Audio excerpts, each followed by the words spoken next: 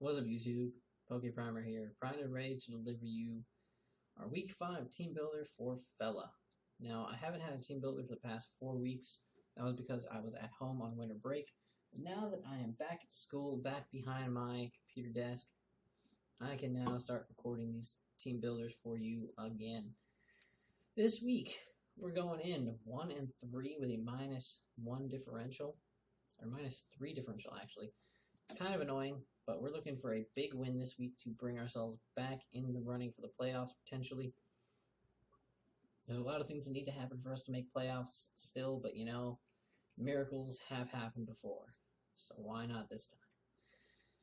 But, yeah, so we've got, this week we've got Jazzy, who's in our division, so it's an interdivisional match. We've already played the other two members of our division in Toby and Waffles, so so far we're 1-1 in our division, so I'd like to be 2-1 in our division, because that's kind of important. So yeah, so that's a thing. Jazzy's got a really good team behind her. She's not doing all that great so far, I believe.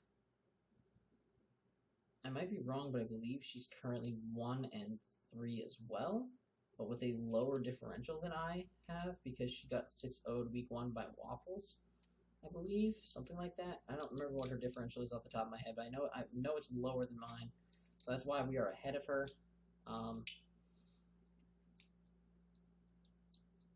Yeah, so that's what's going down.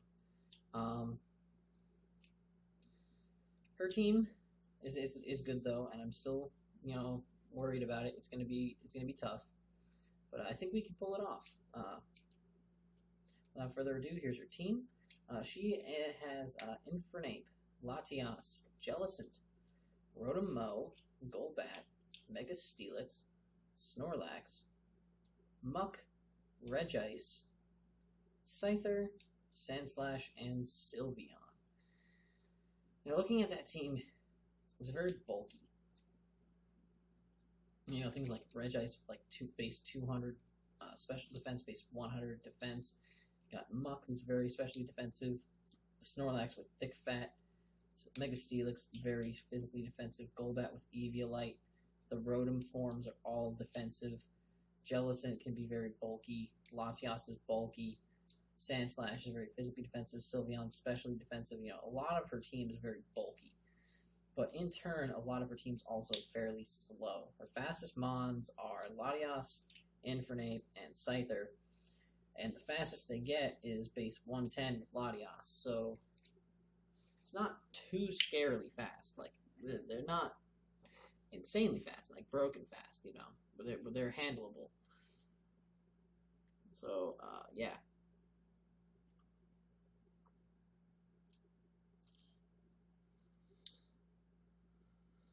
With that, we can kind of build around that. There's not too many prevailing huge weaknesses on her team. She does have 5 mons weak to ice, which is something we can really easily take advantage of. And I definitely plan to. But you'll see that all in my planning here.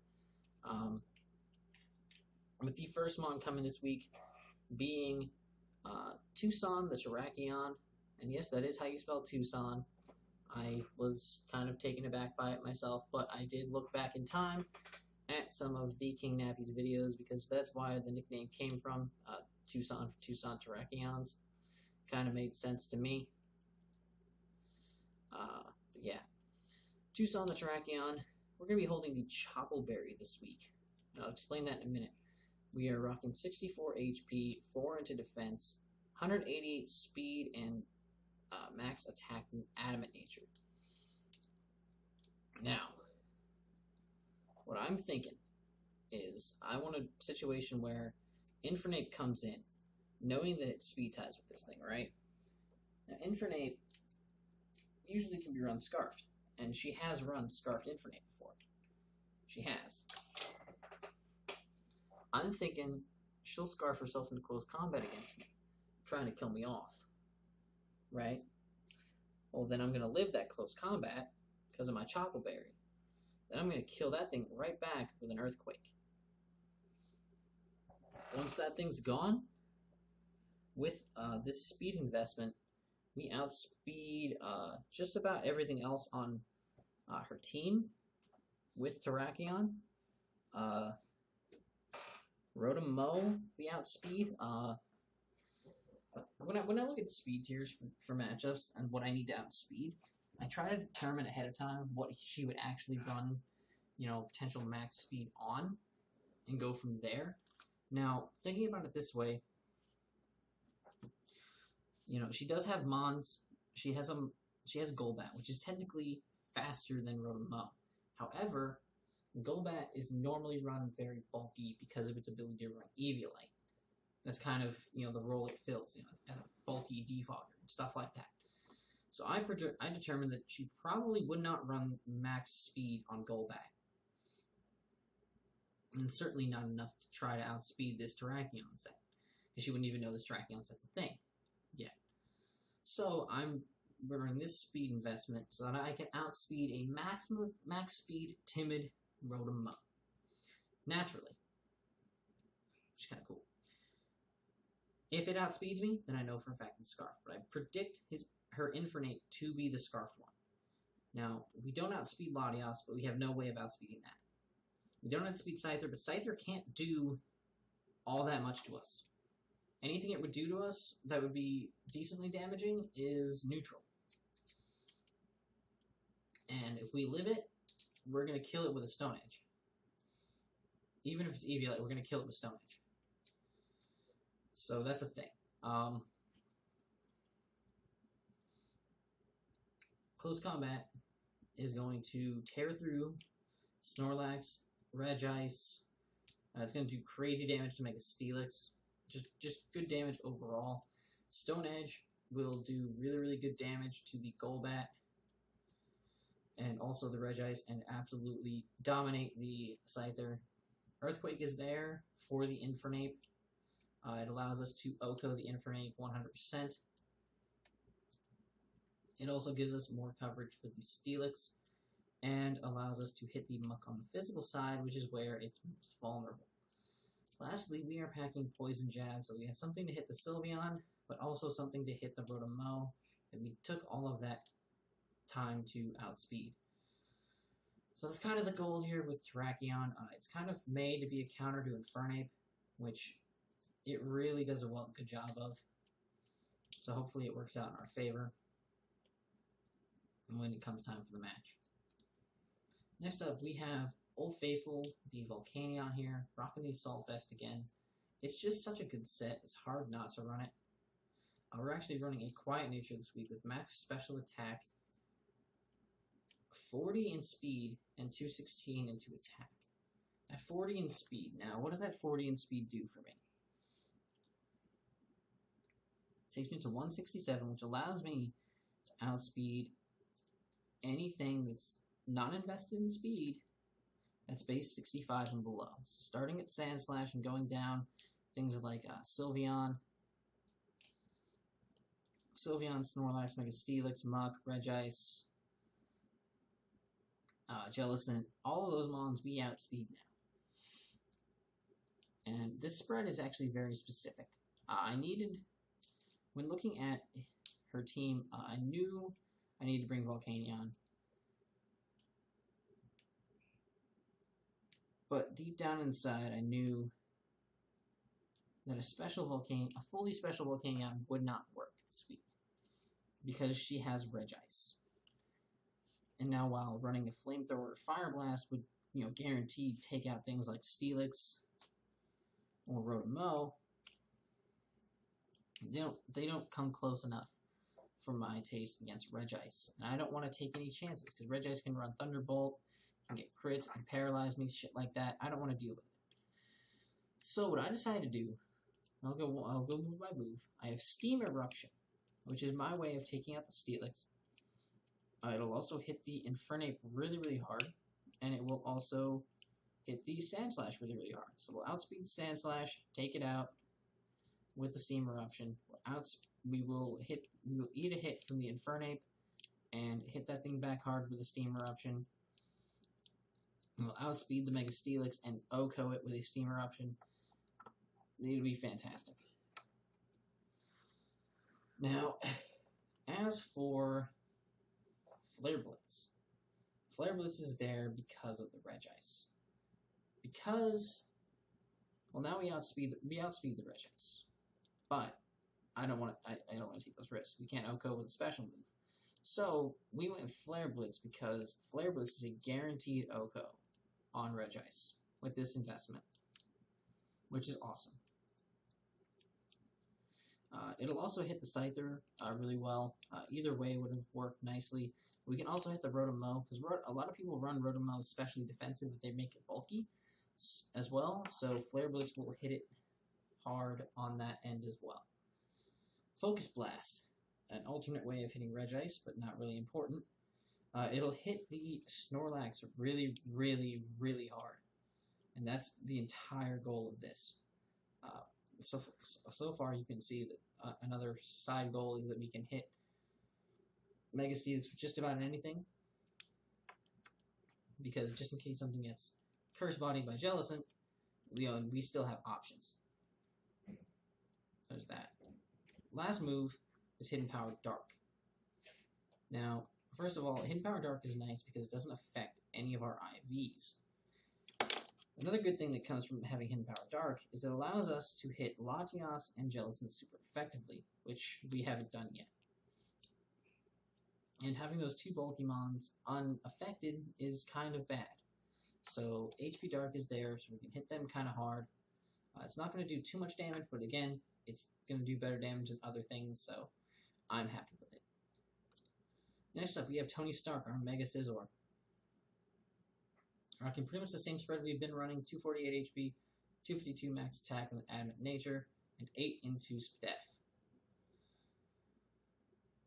Rocking a moveset of Bullet Punch, U-Turn, Knockoff, and Roost. Very, very, very standard Mega Scizor. Didn't really need to go too crazy. Bullet Punch is there for the Sylveon and the Regice. U-Turn is there for the Latias and the Rotom. Knockoff is there for the Latias and the Jellicent. Plain and simple. Knockoff's going to be good utility to start getting items off of her Mons. Whenever I can get Scizor in, I'm pretty much just going to be clicking Knockoff as much as I can. Try and keep items off of her team. U-Turn's going to be there for the momentum purposes. And it's just a really, really good stab move to have.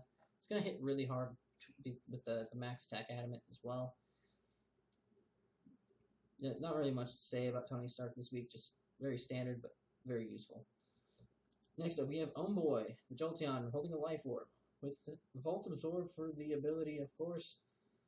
Rocking a very interesting set of Volt Switch, Hidden Power, Water, Signal Beam, and Magnet Rise. Now, I see so many scenarios where Magnet Rise just works well.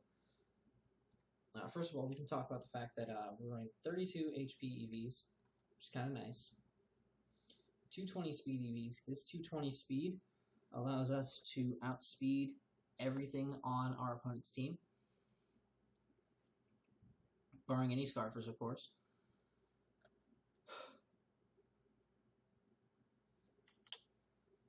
Which is fantastic.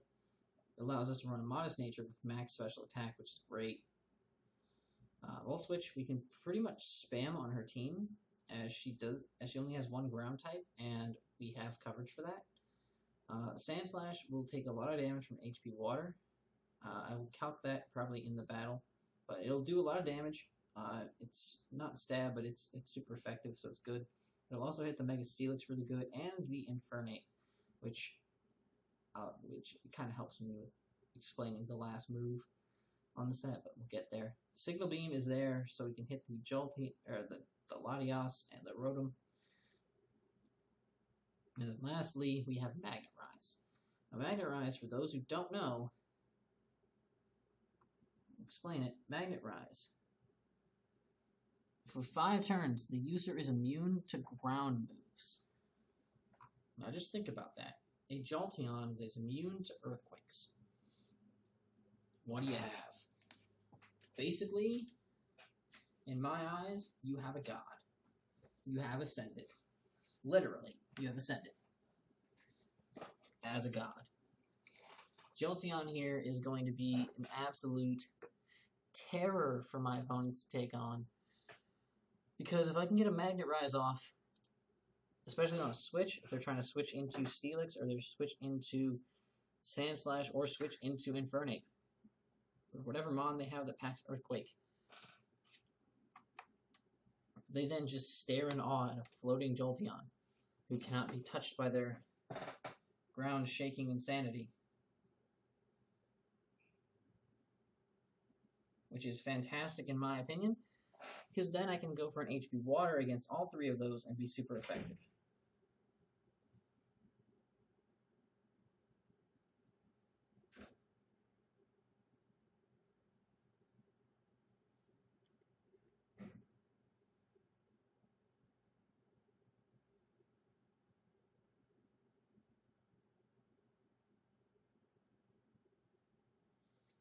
So HP Water is going to be fantastic. It'll hurt the Infernape a lot. It'll hurt the Mega Steelix, and it will definitely hurt the Sandslash.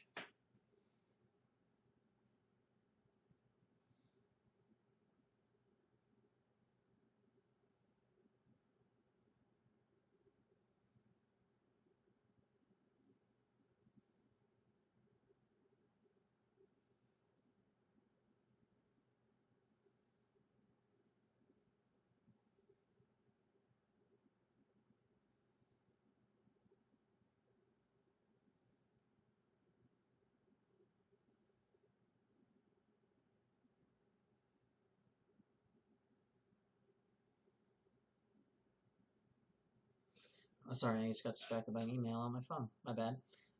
Yeah, HP Water will do good work. This set's going to be really decent, and if I can get the Magnet Rise off at a good time, I'm golden. Next mon is going to be Jura, our Regirock. I explained the name in the free agency video, so you'll understand that. I'm on a fairy tale kick right now, so that's why that's that. We're rocking 168 HP, 4 into attack, max special defense, and 84 speed. Those 84 speed EVs allow me to outspeed all of her non-invested base 60s and below. So Sylveon and Jellicent will be outsped, and everything below that, obviously. We're rocking a moveset of Stone Edge, Drain Punch, Earthquake, and Ice Punch. Now, Stone Edge is going to hurt a lot of his team, a lot of her team. Golbat included, specifically. Regice, very nice. Scyther dies. Drain Punch is there also for the Regice because it has decent HP-ish. We can gain some HP back. You know, Mega Steelix, we can get some HP back. And just start punching shit. Earthquake, because of things like Muck. And yeah, and Infernape. We want to be cheeky. We can go for Earthquakes and do big damage. And then Ice Punch is there for the Sandslash. It's also there for the Rotom Mow, who we eat hits from.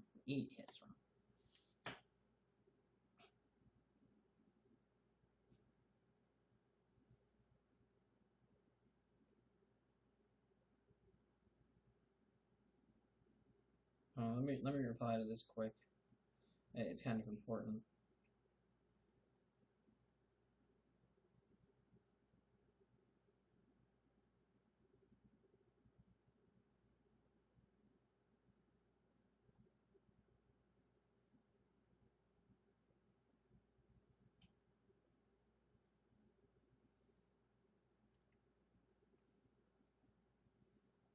But yeah, so we have this set. It's gonna do really good. I might change this set ever so slightly before the battle. If I do, I will make sure to let you guys know right at the start of the battle. Be like, yo guys, the set's a little different. Here's what we changed, etc., etc., etc., etc., etc. So yeah, there's that. Yeah. So that's gonna be our Jura. Lastly, we have Onisan, the Latios, and finally, I am actually making use of this thing as an offensive mon. I've been using it defensively for its bulk since week 1, and now finally week 5, I am utilizing the almighty power that is Latios. We're rocking a Choice Scarf Latios set with max speed and timid nature. This will allow us to outspeed everything on my opponent's team, and speed tie if the Latios is scarfed, which is pretty good in my opinion. I like that. I'd rather take a speed tie and then outspeed everything else than not outspeed it at all. Now, don't you agree? Yeah, I bet you do. Anyway, we're rocking a moveset of Psyshock, Draco Meteor, Energy Ball, and Ice Beam. Max special attack and speed. Timid, powerful, dangerous. Psyshock fucks up Infernape. Boom, dead. Fucks up the Golbat. Fucks up the Muck. Does really, really good damage. Draco Meteor decimates the Latios. Does crazy damage to a lot of my opponent's team. Energy Ball. It's there for the Gelatin. Pretty much there just for the Gelatin. More or less. And it hits the Sand Slash, but it's there more or less for the Gelatin. Ice Beam is there also for the Sand Slash, but also for the Scyther and the Golbat as an alternate option, I guess. It's just there for coverage, you know. And that's going to be our team for Week 5 of Fella against Jazzy and the Virginia Beach Vaporeons. If you guys are excited for this match, please make sure to leave a like down below and subscribe if you haven't already. So next time, guys, I'm PokePrimer.